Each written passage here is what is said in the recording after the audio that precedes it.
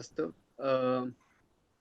पठामि संस्कृत क्षम्यतां वक्रतुण्डः किल सो तर्हि तदेव वदामि वक्रतुण्डमहाकाय कोटिसूर्यसमप्रभा निर्विघ्नं कुरु मे देव सर्वकारेषु सर्वदा तत्र श्रीहर्ष पठामि संस्कृतम् इति पठामि संस्कृतं नित्यं वदामि संस्कृतं सदा ध्यायामि संस्कृतं सम्यक् वन्दे संस्कृतमातरम् कंटिन्यू ಮಾಡಿ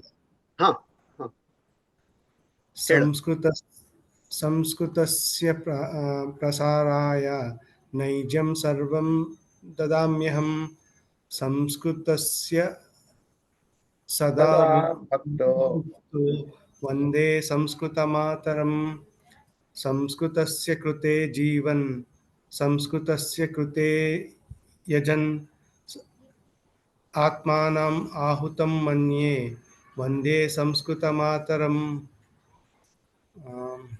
हिंदू धर्म ಇನ್ನೊಂದು ಪ್ಯಾರ ಬಂದಿಲ್ಲ हिंदू धर्मं समाजञ्च पवित्रां संस्कृतिं तथा संरक्ष्य ननुकुर्याम विश्वं शान्ति समन्वितम् इति चतुर्थः अस्तु उत्तमं सरयु भवती तत्र इष्टदेवता प्रार्थनां करोति वा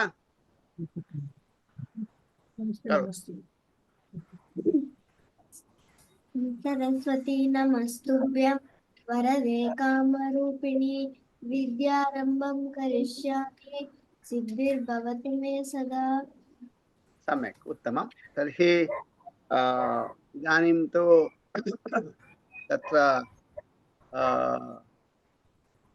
किं वदामः कुलदेवता अभवत् तदभवत् न तत्र सम्भाषण अभ्यासार्थं विषयः कः भवतु इति तत्र इदानीं तु भारते निर्वाचनं भवति किल निर्वाचनम् एलेक्षन् सो निर्वाचनविषये वयं वदामः सम्भाषणसन्देशः तत्रापि अस्ति वा निर्वाचनविषये सम्यक् उत्तमं मे मासे मे प्राप्तं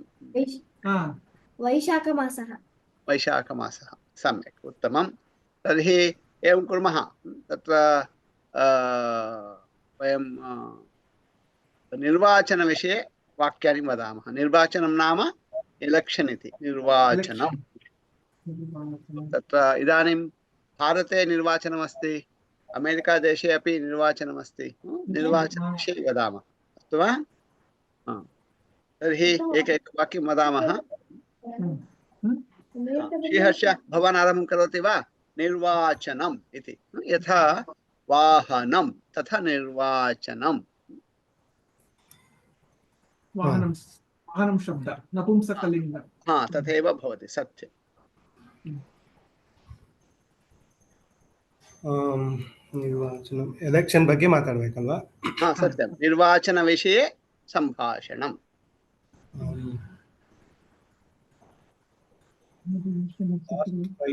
last Friday I have voted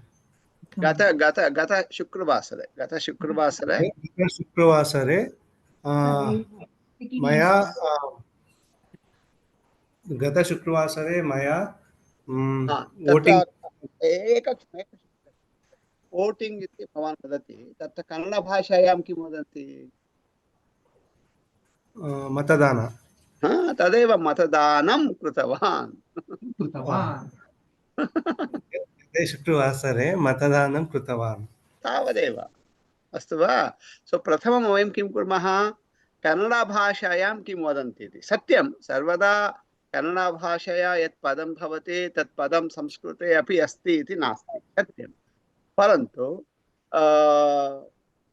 कदाचित् इत्युक्ते कदाचित् प्रायशः तत् पदं भवेत् संस्कृते अपि नो चेत् चिन्ता नास्ति आङ्ग्लपदं न कन्नडपदं वदामः कन्नडपदं न स्मरामः तदा आङ्ग्लपदं वदामः अस्तु वा शिवत्स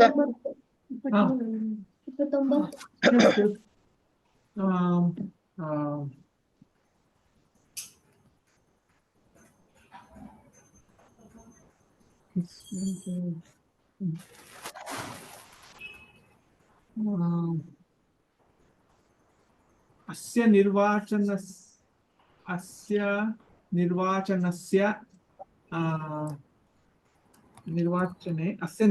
निर्वाचने भारतीय जनता पार्टी अत्यधिक स्थानं प्राप्नुयम् इति इच्छामि। तत्र किमस्ति प्रथमपदद्वयं वदतु पुनः तद्वाक्यस्य। निर्वाचने अस्य निर्वाचनेन अस्मिन् निर्वाचने इति। अस्मिन् निर्वाचने तत्र किमस्ति निर्वाचने इति सप्तमी विभक्तिः तदर्थमेव अस्मिन् अपि तत्र भवेत्। किमर्थमित्युक्ते निर्वाचनम् इति विशेष्यम् इति वदामः। उदाहरणं सरयूः उत्तमा बालिका इति वदामः। तत्र बालिका इति एकं पदम्, उत्तमा बालिका इति भवति तत्र। तदर्थमेव बालिका इति स्त्रीलिङ्गपदं, तदर्थमेव उत्तमा इति स्त्रीलिङ्गपदं। बालिका इति प्रथमा विभक्तौ अस्ति, उत्तमा अपि प्रथमा विभक्तौ भवति। बालिका इति एकवचने अस्ति, उत्तमा इति एकवचने भवति। तत्र यदा एवं विशेष्यम् इति वदामः, विशेषणम् इति वदामः। सो तत्र विशेषणं यदस्ति तस्य लिङ्गं विशेषस्य यद् लिङ्गं भवति तदेव लिङ्गं भवति। स्त्रीलिङ्गं स्त्रीलिङ्गम्। अनन्तरं विभक्तिः, या विभक्तिः विशेषस्य सा एव विभक्तिः विशेषणस्य भवति। अनन्तरं तथैव यद् वचनं विशेषस्य तदेव वचनं विशेषणस्य। श्रीहर्ष सुशीला भवन्तौ अवगतवन्तौ अवगच्छन्ति? मम मतदानः दावणगेरे अहं यत् उक्तवान् इदानीम् अवगच्छति किल? सो श्रीहर्ष अवगच्छति वा? तत्र ವಿಶೇಷಣ ಅಂತ ಹೇಳ್ತೀವಲ್ವಾ, ತತ್ರ ಕೇಳಿದ್ಯಾ ಪದ ಅದನ್ನು ಮುಂಚೆ ನೀನು ಕನ್ನಡದಲ್ಲಿ? ವಿಶೇಷಣ ಕೇಳಿದ್ಯಲ್ವಾ? ವಿಶೇಷಣ विशेषः इति भिन्नं पदं, तद् भिन्नम्। उदाहरणम् अद्य कः विशेषः, तथा सः भिन्नविषयः। विशेषणम् इति व्याकरणे तत्र पदं भवति तत्र। यथा आङ्ग्लभाषे वदामः अड्जेक्टिव् इति, तदनुगुणं किं काफी वा, किं दुग्धं वा, किम् आगतं? चायम्। इदानीं चायं। वा वा वा। पत्नीम् आह्वयतु वर्गं प्रति, भवान् चायं करोतु, पकोडा करोतु इति पृच्छति।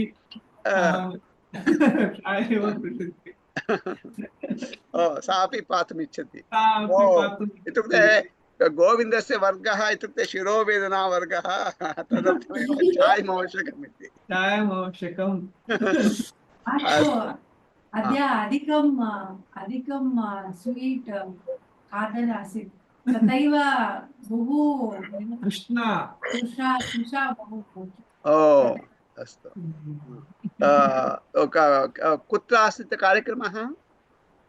कार्यक्रमः केयार्पुरं समीपे महादेवपुर अस्ति। तत्र आसीत् वा? कः कार्यक्रमः? मुञ्जि उपनयनार्थं उपनयनं कदा भवति?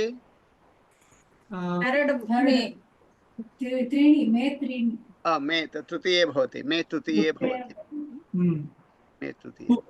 कुक्के सुब्रह्मण्य मध्ये। ओहो, तत्र अन्यत्र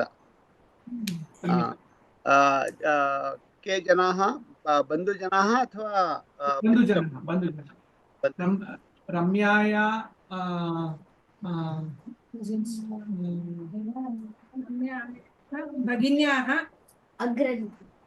भगिन्याः पुत्रस्य उपनयनं। रम्यायाः भगिन्याः पुत्रस्य भागिनेयः इति। रम्यायाः भागिनेयः भागिनेयस्य उपनयनम् अस्तु तस्य सम्यक् उपनयनं वटोः नाम किम् अमोघ इति अमोघः इति तत्रापि अमोघः अनघः अनघा ओ एवं भार्गवी वा भार्गवी भार्गवी भार्गव्या पुत्री पुत्र नाम अस्ति किल सत्यं सत्यं सत्यं तथैव अनघा अमोघ इति तथैव अत्रापि अत्रापि अनघा अमोघ अस्ति सम्यक् सम्यक् उत्तमं सो तर्हि शिहर्ष अहं यथा वदामि स्म आङ्ग्लभाषया अड्जेक्टिव् इति जानाति किल नौन् इति अड्जेक्टिव् इति तत्र यथा अत्र किं वदामः विशेष्यं विशेषणम् इति वदामः उत्तमा बालिका इति तत्र बालिका इति विशेष्यम् उत्तमा इति विशेषणं तथा भवति उदाहरणं तत्र सरयु बालिका नास्ति बालकः भवति तत्र तदा किं वदामः उत्तमा बालिका परन्तु बालिका नास्ति इदानीं बालकः अस्ति तदा किं वदामः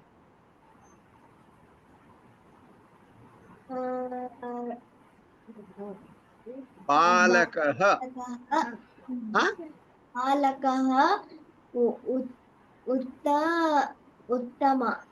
उत्तमः उत्तमः इति वक्तव्यं यथा रामः तथा उत्तमः अस्तु परन्तु इदानीं चिन्तयामः पुस्तकं किं वदामः उत्तमा बालिका उत्तमः बालकः पुस्तकं किं भवति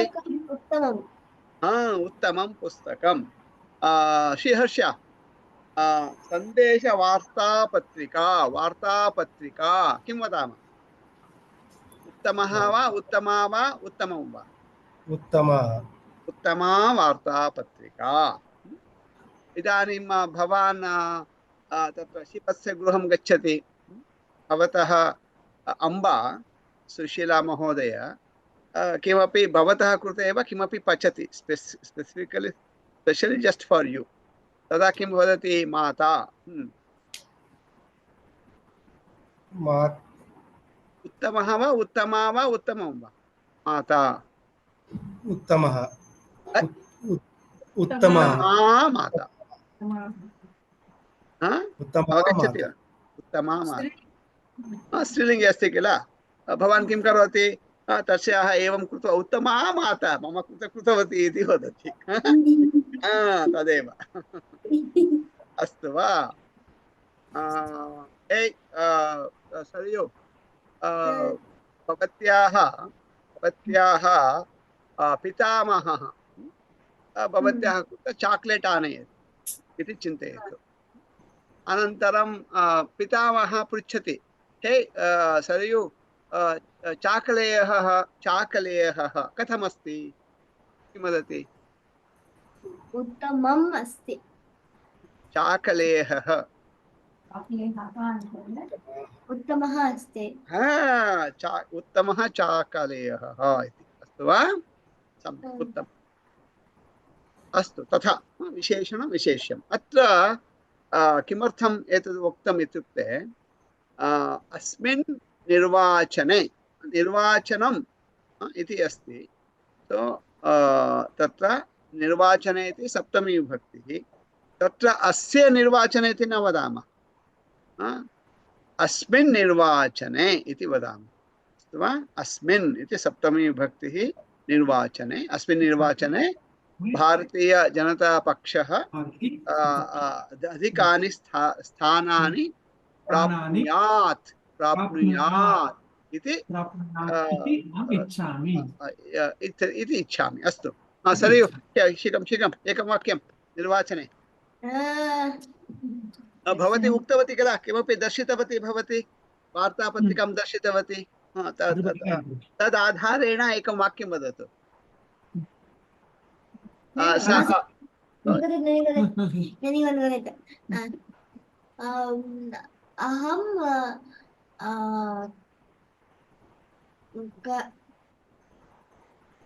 कदा अहं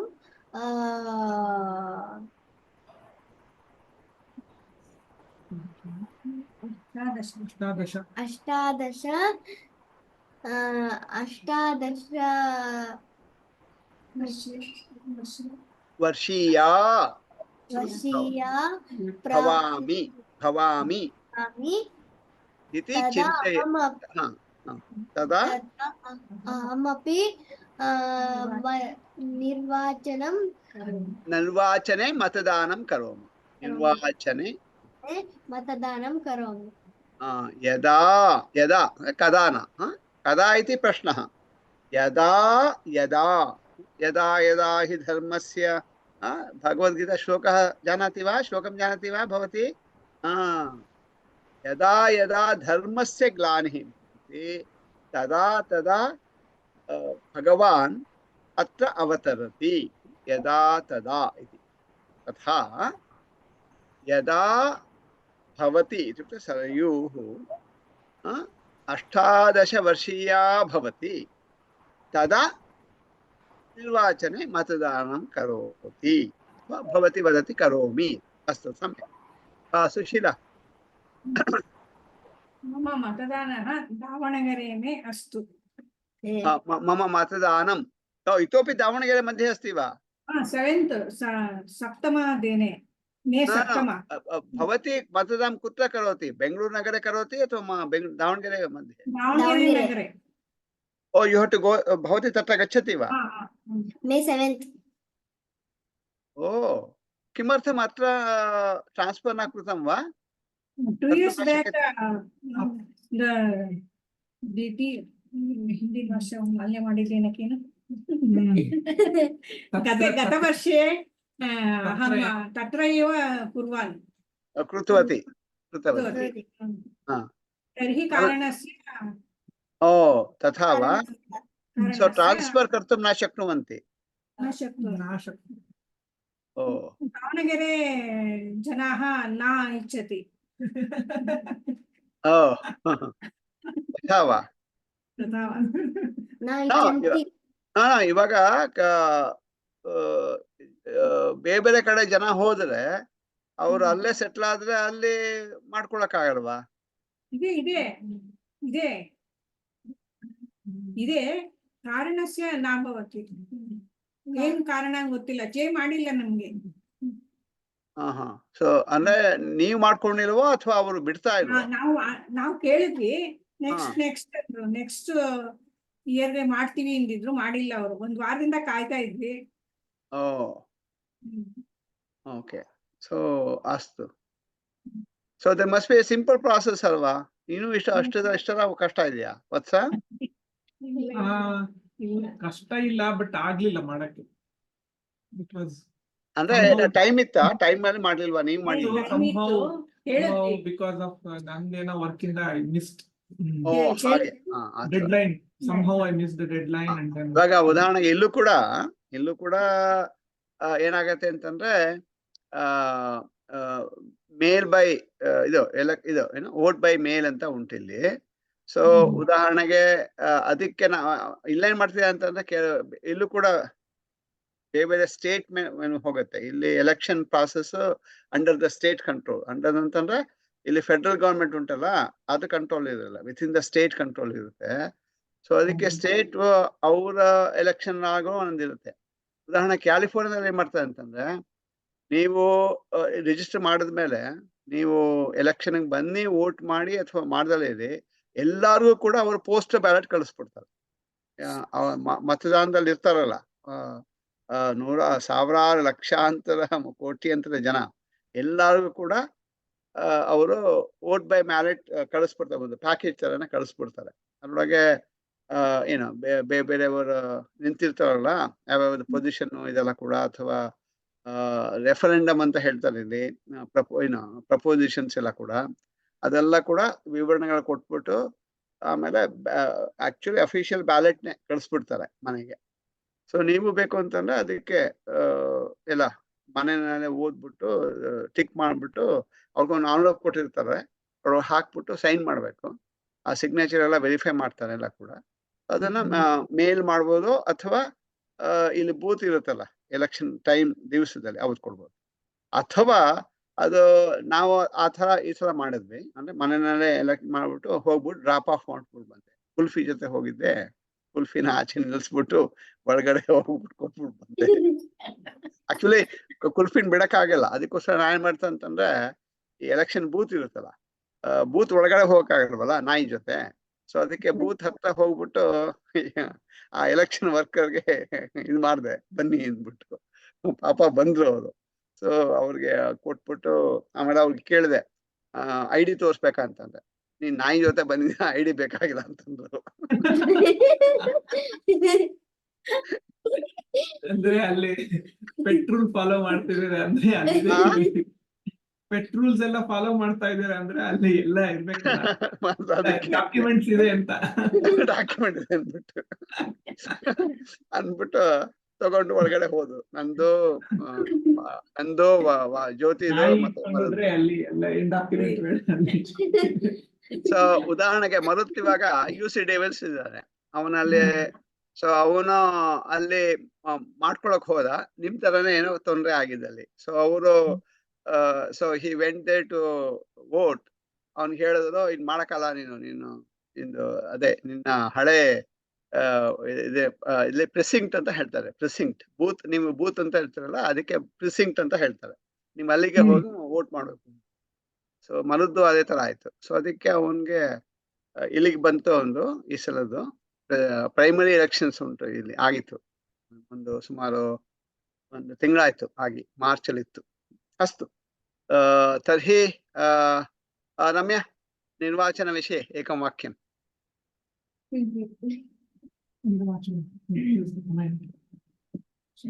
मम मम द्वौ भगिन्यौ आन्लैन् माध्यमे US निर्वाचने मतदानं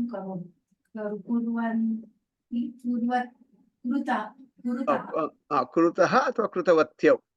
अस्तु. सो तत्र द्वौ न भवति, द्वे भगिन्यौ इति भवति. भगिनीद्वयम् इति सुलभं भवति. मम भगिनीद्वयं तत्र पत्रालयद्वारा निर्वाचने मतदानं कृतवत् इति भवति. भगिनीद्वयम् इति भवति, तत्र तु किं भवति, भगिनीद्वयम् इति नपुंसकलिङ्गे भवति, कृतवत् इति वक्तव्यम्. अथवा द्वे भगिन्यौ कृतवत्यौ इति. अथवा एतदपि कर्तुं शक्नुमः. मम उदाहरणं भगिन्यौ इत्युक्ते कजिन् भगिन्यौ किल, द्वे अपि अग्रजे वा अथवा अग्रजा. मम एका अग्रजा अन्य अग्रजा च, तेन किं भवति, सपरेट् भवति, मतदानं कृतवती. तत्र तु एकवचने भवितुम् अर्हति. किमर्थम् इत्युक्ते च इति योजयामः किल.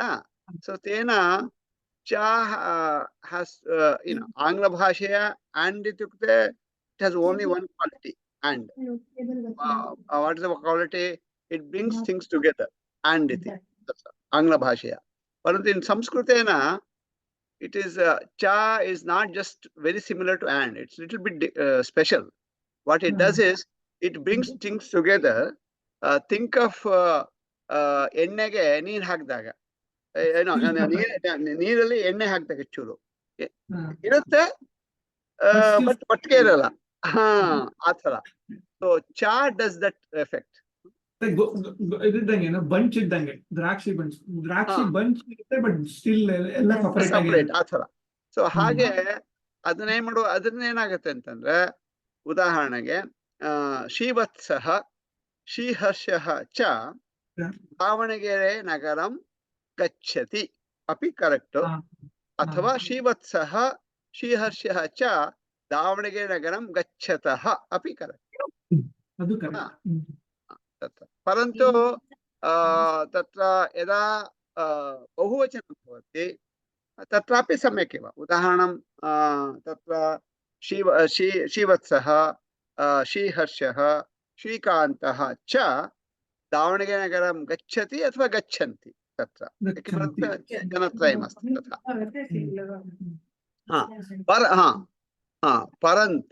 परन्तु यदा तत्र उदाहरणम् अहमिति भवति अहमिति भवति तत्र तु किञ्चित् कश्चित् भेदः अहमिति भवति चेत् तत्र तु सर्वदा बहुवचने भवति उदाहरणं किं वक्तव्यं श्रीवत्सः अहं च गच्छामः यद्यपि जनद्वयं गच्छामः इति शुद्धं तत्र किमर्थम् इत्युक्ते श्रीवत्सः इति प्रथमपुरुषे भवति गच्छति इति अहमिति उत्तमपुरुषे भवति गच्छामि इति भवति किं वदामः सो तत्र श्रीवत्सः गच्छति अहमपि गच्छामि इति शुद्धं वाक्यद्वयम् अथवा एकमेव वाक्यमिति भवतु तदा तु गच्छामः इति उत्तमपुरुषस्य बहुवचनप्रयोगः एव करणीयः तत्र तत्र किं भवति तत्र प्रश्नः आगच्छति जनद्वयम् अस्ति द्विवचनं न भवति वा किमर्थमित्युक्ते तादृशद्विवचनप्रयोगः नास्ति पुरुषभेदः अस्ति किल प्रथमपुरुषः उत्तमपुरुषः इति सो तदर्थमेव तत्र उत्तमपुरुषस्य बहुवचनप्रयोगः तत्र गच्छामः इति तत्र अस्तु सम्यक् तर्हि वयम् अग्रे सरामः तत्र सरयो तत्र सन्देशपत्रिकायाम् एकां कथां पठामः वा तत्र मे मासस्य वा 2024 मे 2024 अस्तु तत्र आन्लैन् माध्यमेन ओ भवतः नागतं वा आगतम् अस्तु का कथा इति वदति वा पिच्चदारी धारी ताकारणं पिच्चदारिताकारणं पेज् नंबर अस्तु अस्तु एकक्षणम्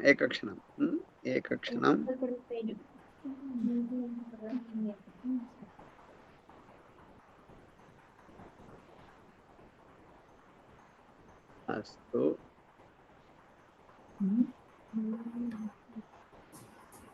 मे तिंगळदिल्ल ऑनलाइन मे ऑनलाइन नास्ति सो तर्हि एप्रिल् एव शरणं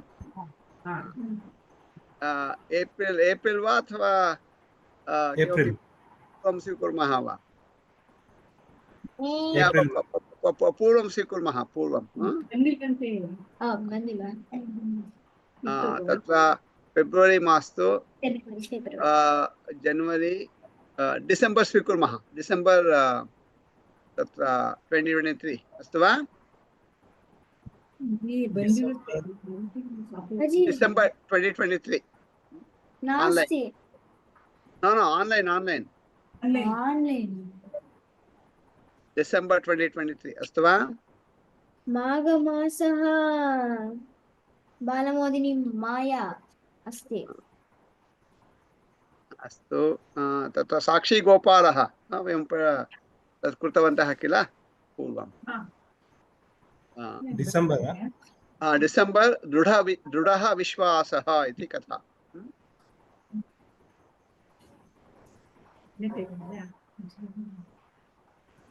दृढः विश्वासः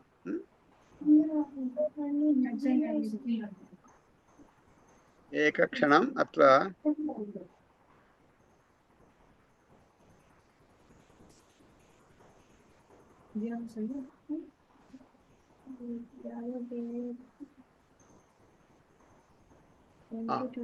अस्तु एकक्षणम् अत्र अहं शेर् करोमि शीघ्रं शेरिङ्ग् एतत्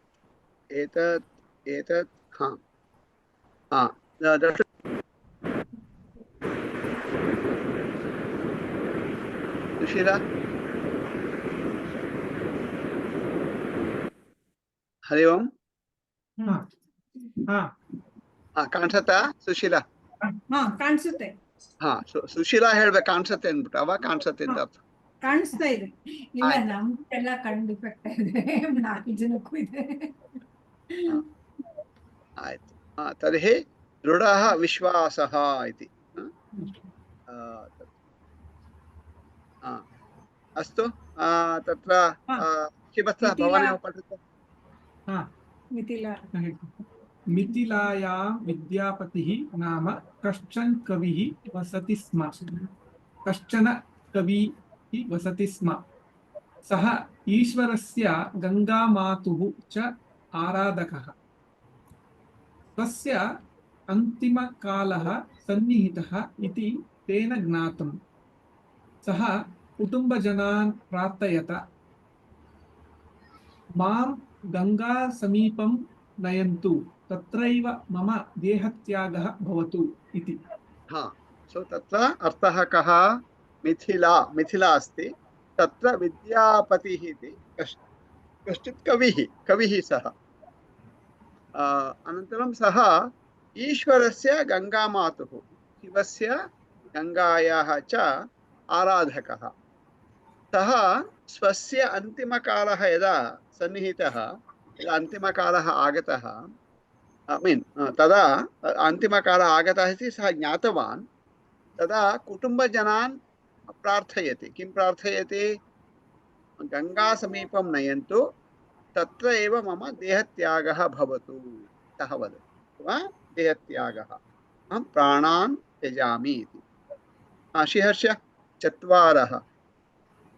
चत्वारः तं विद्यापतिं दोलायं स्वस्थाप्य उन्नीय प्रस्थितवन्तः।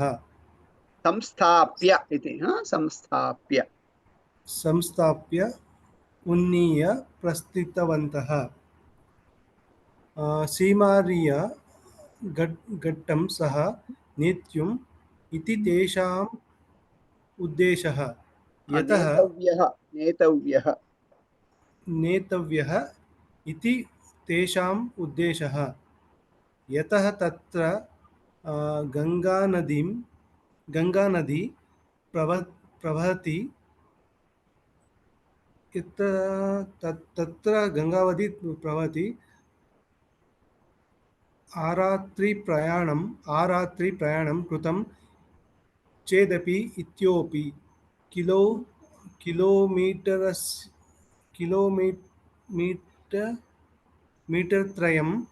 किलोमीटर्त्रयम् अतिक्रान्तव्यम् इति विद्यापतिना ज्ञातम्। विद्यापतिना ज्ञातं। चत्वारः जनाः तम् इत्युक्ते विद्यापतिं ते दोला भवति किल, दोलायां संस्थाप्य। किमर्थमित्युक्ते सः तु तत्र चलितुं न शक्नोति, तदर्थमेव दोलायां संस्थापितः उन्नीय दोलां ततः गतवन्तः, प्रस्थितवन्तः। हिमालया इति घट्टस्य नाम।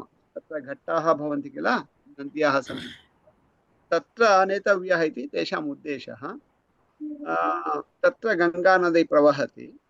तत् अहोरात्रं ते प्रयाणं कृतवन्तः। तथापि इतोपि किलोमीटर् 3 किलोमीटर्स् यावत् दूरम् अस्ति इति ज्ञातवन्तः। इत्युक्ते सः विद्यापतिः ज्ञातवान्। सुशीला महोदय, सः तान्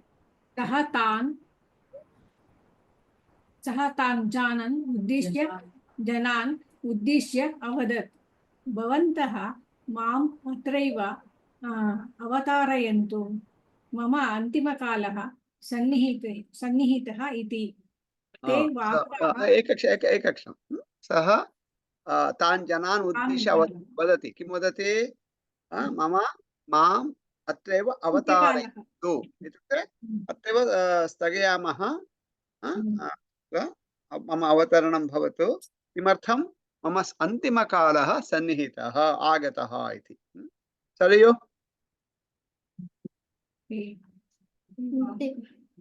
ते वाहकाः अपृच्छन्, गङ्गानदी अत्र नासीत् किल? नास्ति किल? ताव तावत् पर्यन्तं तावत् पर्यन्तं गमनं न अपेक्षितं किम्?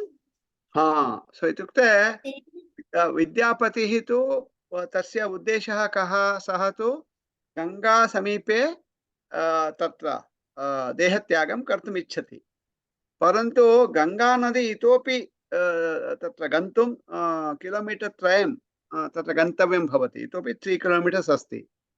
तदर्थं ते पृच्छन्ति, गङ्गा नदी अत्र नास्ति किल, तावत् पर्यन्तं गमनं मा भवतु वा, न गच्छामः वा इति। रम्या? ಗಮನಂ ಅಂದ್ರೇನು ತಾವತ್ ಹೋಗೋದು तावत् पर्यन्तम् इत्युक्ते तावत् पर्यन्तं नाम ಹೋಗ್ಬೇಕಲ್ಲ. ಅಲ್ಲಿಯವರೆಗೆ ಗಮನಂ ನಾಮ ಹೋಗುವುದು, ಹೋಗುವಿಕೆ, ಆಕ್ಚುಲಿ ಹೋಗುವಿಕೆ, ಅಲ್ಲಿಯವರೆಗೆ ಹೋಗುವಿಕೆ. ತೇನ ಉದ್ದೇಶೇನ ಏವ एतावद् दूरम् आगतवान् अस्मि। यदि मयि तस्याः पुत्रवात्सल्यं स्यात् तर्हि सा एव अत्र आगत्य मां नयेत्। अहं तावद्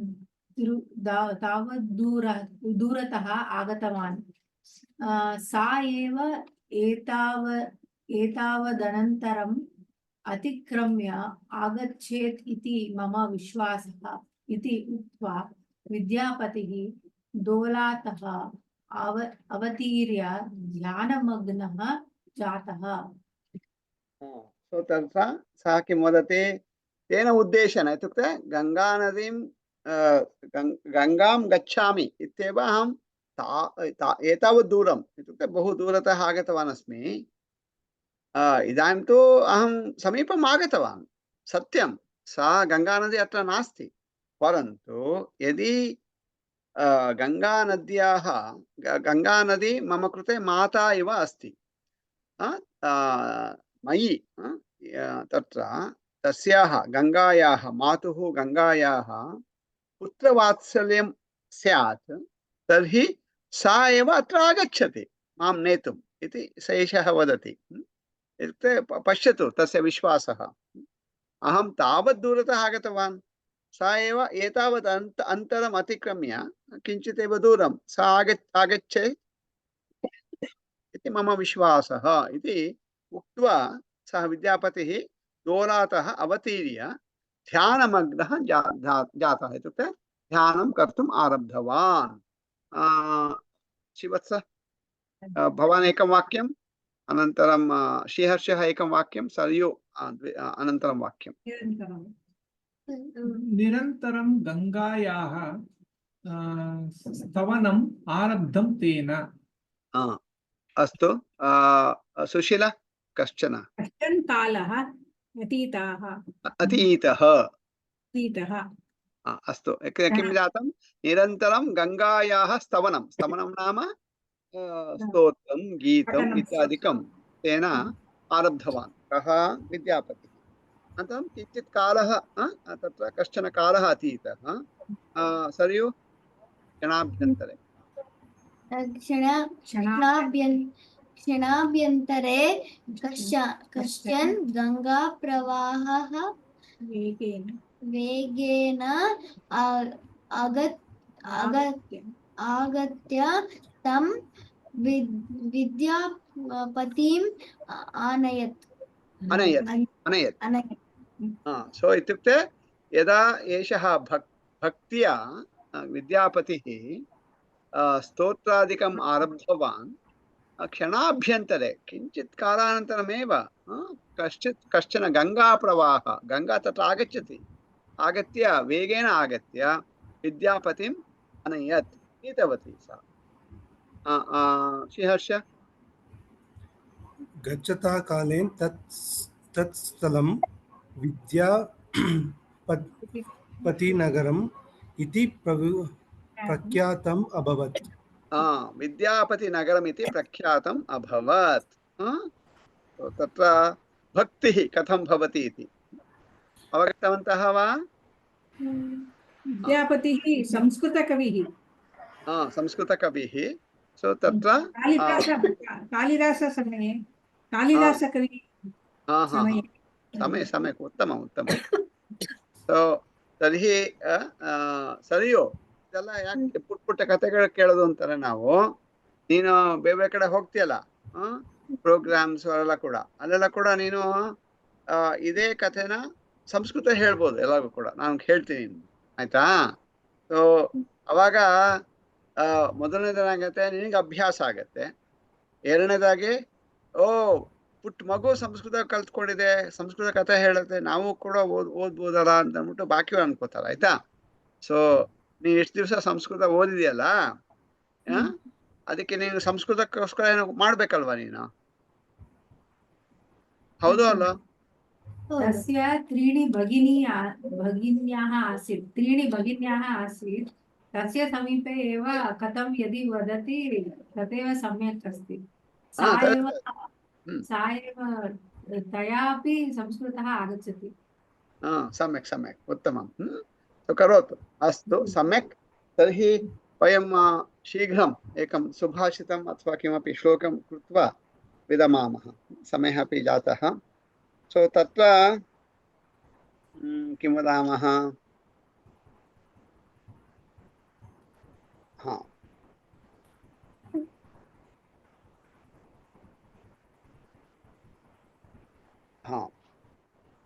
एवं भवति एतदहं तत्र एतद् वाट्साप् द्वारा प्रेषयामि श्लोकम् अस्तु वा चिन्ता मास्तु अधुना केवलं भवन्तः शृण्वन्तु व्यसनानन्तरं सौख्यं व्यसनानन्तरं सौख्यं व्यसनानन्तरं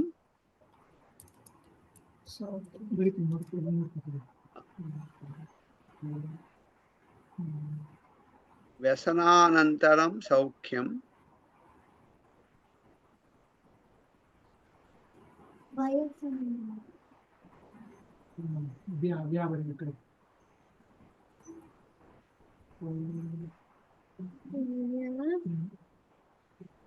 अभवत् वा लिखितवन्तः वा व्यसनानन्तरं सौख्यं व्यसनानन्तरं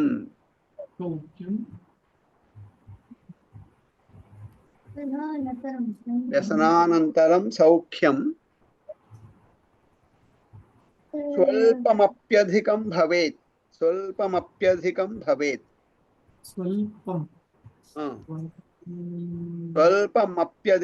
स्वल्पमप्यधिकम् एकमेव तत्र इत्युक्ते सन्धिः अस्ति सौख्यं स्वल्पमप्यधिकं स्वल्पमप्यधिकं भवेत्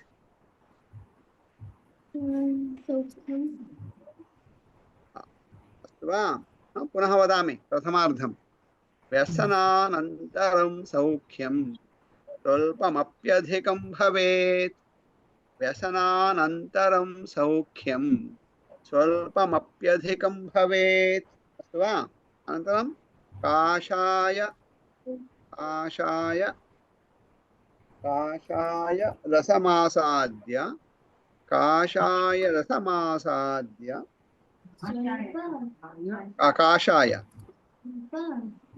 काषाय रसमासाद्य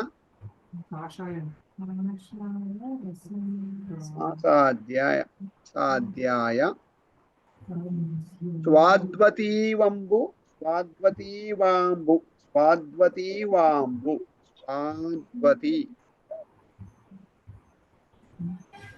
पुनरपि वदामि पुनः वदामि काषाय रसमासाद्य इति तत्र किं वदामः तत्र पदद्वयं परन्तु तत्र सन्धिः अस्ति काषाय रसमासाद्य स्वाद्वतीवाम्बु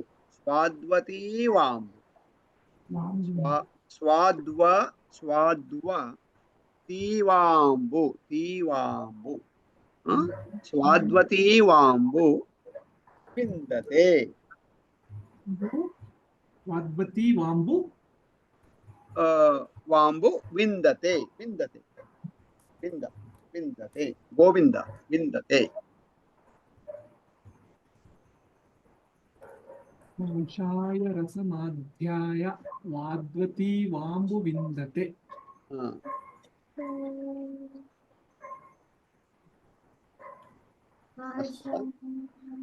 रसं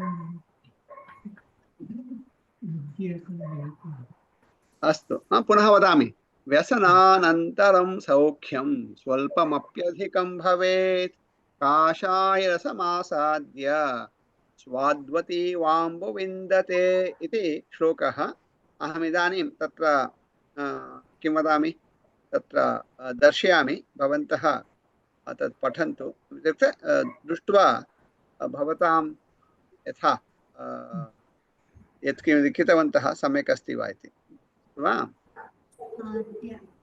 एकक्षणम् एकक्षणम्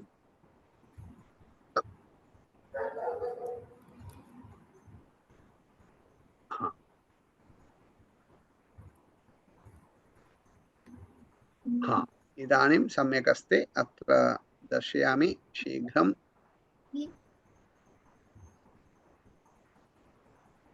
द्रष्टुं शक्नोति हरि ओम् श्रीवत्स व्यसनानन्तरं सौख्यं स्वल्पमप्यधिकं भवेत् काषाय रसमासाद्य वाद्वती वाम्बु विन्दते वाद्वती वाम्बु विन्दते इति श्लोकः तर्हि पदच्छेदं प्रथमं तु मौल्याङ्कनं कुर्वन्तु करेक्ट yourself every mistake -0.1 सम्यक् न शृण्वन्तः स्वाद्वती इति वाद्वती इति शृण्वन्तः सर्वे स्वाद्वती स्वाद्वती वाम्बु अस्तु क्षम्यतां यत्र न श्रुतवन्तः don't have to correct it इत्युक्ते पॉइंट्स न न्यूनीकरोतु अस्तु लिखितवन्तः वा सम्यक् अनशेर् करोमि वा अस्तु तर्हि प्रथमपादः स्वीकुर्मः प्रथमपादस्य पदानि कानि व्यसनानन्तरं सौख्यं रम्या व्यसना अनन्तरं सौख्यं सो तत्र किमस्ति तद् एकमेव पदं व्यसनानन्तरम् इति सत्यं तत्र शब्दद्वयमस्ति व्यसन इति एकः शब्दः अनन्तर इति एकः शब्दः परन्तु समासपदं भवति चेत् स्प्लिट् न कुर्मः एकमेव वदामः व्यसनानन्तरम् इति एकमेव पदम् उदाहरणं वक्रतुण्ड इति वदामः तत्र वक्रतुण्ड इति सपरेट् न कुर्मः किमर्थं वक्रतुण्डः इति समस्तपदं तथैव वदामः तथा अत्रापि व्यसन अनन्तरं व्यसनानन्तरम् इति एकमेव पदं द्वितीयं पदं किं रम्या सौख्यं सौख्यं व्यसनानन्तरं सौख्यम् अस्तु सर्वयो प्रथमं पदं किं द्वितीयपादे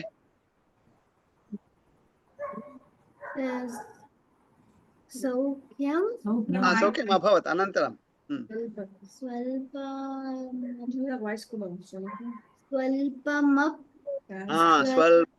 स्वल्पम् इति एकं पदं वा स्वल्पम् अनन्तरं किम् अस्ति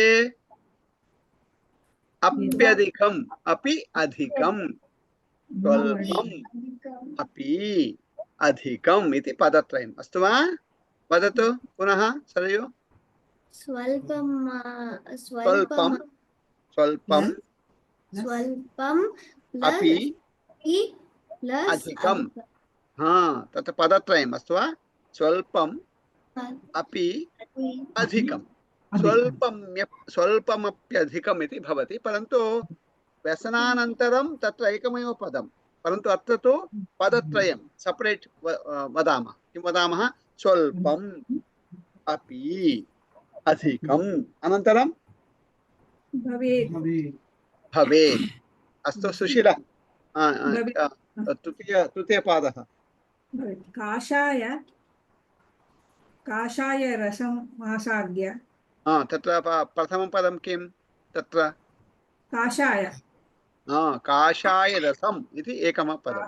काषाय तथा रसं यथा व्यसनानन्तरम् इति एकमेव पदं समस्तपदं, तथा काषाय रस रसं तत्र शब्दद्वयं परन्तु एकमेव पदं काषाय रसम् इति वदामः। अस्तु वा? काषाय रसम् इति एकं साध्याय आसाद्य आसाद्य आसाद्य काषाय रसम् आसाद्य इति द्वितीयं पदं। श्रीहर्ष स्वादा स्वादु स्वाद्वति इति अस्ति, स्वाद्व व अस्ति, तत्र किं भवति? स्वादु इति एकं पदम्। अस्तु वा? स्वादु इति एकं पदम्, अनन्तरम् अतीव इति अनन्तरं पदम्, अनन्तरं किम् अस्ति अन्तिमं पदम्? अम्बु अम्बु। अस्तु, तो तत्र स्वादु स्वादु स्वादु अतीव अम्बु। तत्र किं भवति? स्वादु अन्तिमम् अक्षरं किं हर्ष? उ। अतीव प्रथमम् अक्षरं किम्? सो उ आ यदा भवति उ गच्छति, it will go to Davangere, then in that place vakarah agacchati, swadvati swadvati va agacchati, u gacchati। तथैव सरयु अल् अपि अन्तिमम् अक्षरं किम्? अपि अपि अधिक अन्तिमम् अक्षरं किम्? अपि अपि इति पदं तत्र अन्तिमम् अक्षरं किम्? ईकारः। अधिकं प्रथमम् अक्षरं किम्? अत्र इ आ, तत्र इ will go to Davangere again. Instead of that yakarah agacchati, yakarah, तदर्थमेव अप्य अप्य अप्य अप्यधिकम् इति भवति। अस्तु वा? In case of श्रीहर्ष उ गच्छति वकारः गच्छति, in case of Sarayu mean that word इ गच्छति यकारः गच्छति। ಇದಕ್ಕೆ यण् संधिः इति वदामः। किं वदामः? यण् संधिः, यण् संधिः कन्नडदल्लि उंटु। हौदु। स्वादु अतीव अम्बु विन्दते। सो तत्र किं भवति? एतस्य अन्वयम् अनन्तरं कुर्मः, समयः नास्ति, मया गन्तव्यं। तत्र किमस्ति? व्यसनानन्तरं सौख्यं, व्यसनानन्तरं सौख्यं।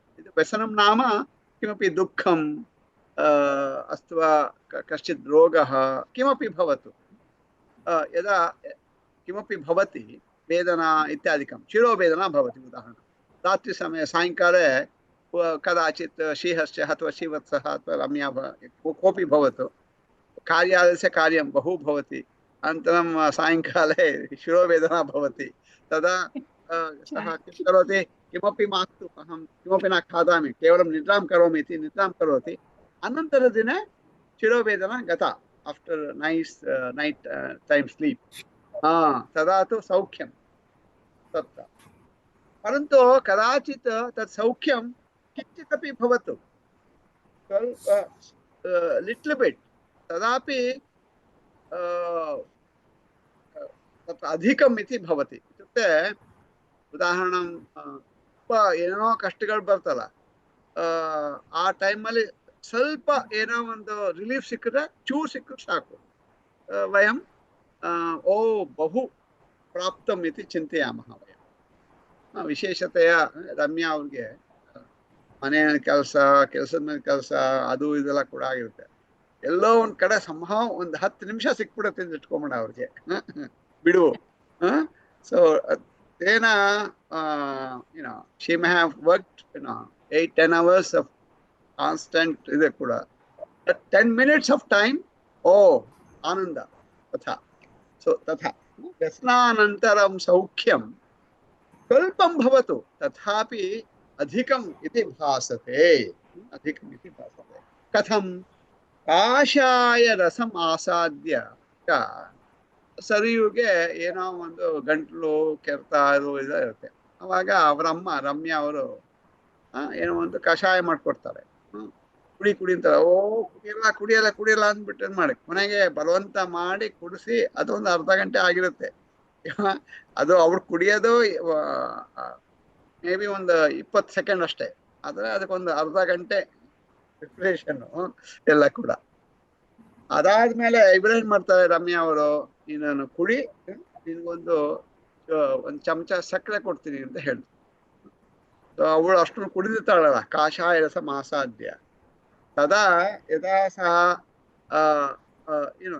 ಅತ್ರ ತು ಅಂಬು ಇತಿ ಅಸ್ತಿ ಜಲಂ ಕಿಂಚಿತ್ ವಾ ಜಲಂ ಪಿಬತಿ ಜಲಂ ಜಲೇ ಕಿಮಪಿ ನಾಸ್ತಿ ತತ್ರ जलम किमित्युक्ते किं तत्र मधुरं न भवति, किमपि न भवति, तथापि बहु स्वादु इव भवति. किमर्थं काषाय रसः तु तत्र बहु काषायवत् भवति, न भवति. तदनन्तरं किञ्चित् वा जलं पिबामः, तेन किं वदामः, तत्र स्वर्गात् अमृतमेव आगतम् इति चिन्तयामः. ಭಾಸತೆ ತಥಾ. ತುಂಬಾ ಕಷ್ಟ ಬಂದಾಗ ಸ್ವಲ್ಪ ಏನೋ ಒಂದು ಸಿಕ್ಕಿದ್ರೆ ಅದೇ ಒಂದು ತುಂಬಾ ಖುಷಿ ಆಗುತ್ತೆ. ಉದಾಹರಣೆಗೆ ನಾವು ಶಿಯರ್ಸ್ ಇದೇನು ಅಪಾರ್ಟ್ಮೆಂಟ್ ಕಾಂಪ್ಲೆಕ್ಸ್ ಅಥವಾ ಸಪರೇಟ್ ಹೌಸ್ ಅಲ್ಲಿ ಇದೆ? ಅಪಾರ್ಟ್ಮೆಂಟ್. ಎಷ್ಟನೇ floor? Fourth floor. So 4th floor. ಒಂದ್ ದಿವಸ ಹೋಗ್ತಾನೆ ಇಟ್ಕೊಳ್ಳೋಣ, ಅವತ್ತಿನ ದಿವಸ ಕರೆಂಟ್ ಇರಲ್ಲ, ಇದು ವರ್ಕ್ ಆಗ್ತಿರಲ್ಲ ಲಿಫ್ಟ್. ಕೈನಲ್ಲಿ ಸುಮಾರು ಒಂದು 20 ಕಿಲೋ 25 ಕಿಲೋ ಏನೋ ಇರುತ್ತೆ, ಹೋಗ್ಬೇಕು. ಆಮೇಲೆ ಮಧ್ಯದಲ್ಲಿ ಹೋಗ್ತಿರ್ತಾನೆ, ಇನ್ನೇನು ಒಂದು 3-4 ಹತ್ತಬೇಕು, ಇನ್ನು ಸುಸ್ತಾಗ್ತಿರುತ್ತೆ. ಸದ್ಯಕ್ಕೆ ಅವರ ಹೆಂಡತಿ ಅಯ್ಯೋ ಪಾಪ ನೀವು ಬಂದ್ಬಿಟ್ರ, ಕುಡಿ ಅಂತ ಇಟ್ಕೋತಾರೆ. ಸೊ 48 ಸ್ಟೆಪ್ಸ್ ಹತ್ತಿರ್ಬೋದು, 4 ಸ್ಟೆಪ್ಸ್ಗೆ ಖುಷಿ ಆಗ್ಬಿಡ್ತಾರೆ ಪ್ರತಿಯೊಂದು ಆ ಥರ. ಹೀಗೆ ಕಷ್ಟ ಆದಾಗ ಸ್ವಲ್ಪ ಆದ್ರೂ ಕೂಡ ತುಂಬಾ ಅನ್ಸುತ್ತೆ. ಅಸ್ತು ಅತ್ರ ಮಂಗಳಶ್ಲೋಕ ಮುಕ್ತ್ವಾ ಸಮಾಪಯಾಮಃ. ಸರ್ವೇ ಭವಂತು ಸುಖಿನಃ, ಸರ್ವೇ ಸಂತು ನಿರಾಮಯಾಃ, ಸರ್ವೇ ಭದ್ರಾಣಿ ಪಶ್ಯಂತು, ಮಾ ಕಶ್ಚಿತ್ ಭಾಗ್ ಭವೇತ್. ಓಂ ಶಾಂತಿ ಶಾಂತಿ ಶಾಂತಿ. ಶ್ರೀವತ್ಸ, ನಿನ್ನ ಎಡಗಡೆಗೆ ಬಾ ಸ್ವಲ್ಪ. ಚೂರು ಹಾಗೆ ಎಲ್ಲ ನೋಡಿ ನಗಿ. ಅಸ್ತು ಸಮ್ಯಕ್ ಉತ್ತಮಂ. ತರ್ಹಿ ಪುನಃ ಮಿಲಾಮಃ. तत्र श्रीहर्ष भवान् तत्र जुलै तत्र किं वदामि 11th you will be in town, right?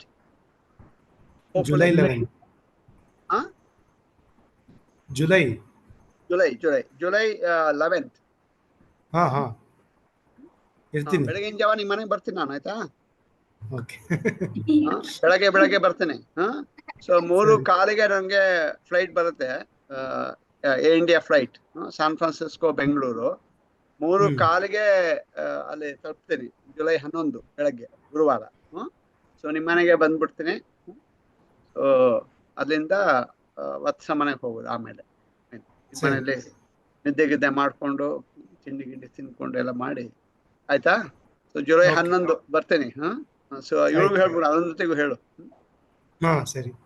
ಆಮೇಲೆ ಜುಲೈ 13 ನಾನು ಅಕ್ಷರ ಮಾಡಬೇಕು. ಅದೇ ನಮ್ಮ ಮೇಧಾ ಶಿಬಿರಂ ನಡೆಯುತ್ತಲ್ಲ, ಹೈಸ್ಕೂಲ್ ಹುಡುಗರು, ಅದು 2 ವಾರ ಇದೆ. ಸೊ ಅದು ಮುಗಿಸ್ಕೊಂಡು ಅದೇ ಪ್ರತಿ ವರ್ಷ ಆಗತ್ತಲ್ಲ, ಮುಂಚೆ ಲಾಸ್ಟ್ ಟೈಮ್ ಹೋಗಿದ್ದು. ಸೊ ಈ ಸಲ ಕೂಡ ಬನ್ನಿ, ಚೆನ್ನಾಗಿರುತ್ತೆ. ಹಾ ಬರ್ತೀವಿ ಒನ್ ಡೇ ಪ್ರೋಗ್ರಾಮ್. ಒಂದೇ ಬನ್ನಿ. ಹಾ ಆಯ್ತು. ಒಂದ್ ಸಾಟರ್ಡೆ ಶುಭರಾತ್ರಿ. ಹಾ ಶುಭರಾತ್ರಿ. ಶುಭರಾತ್ರಿ.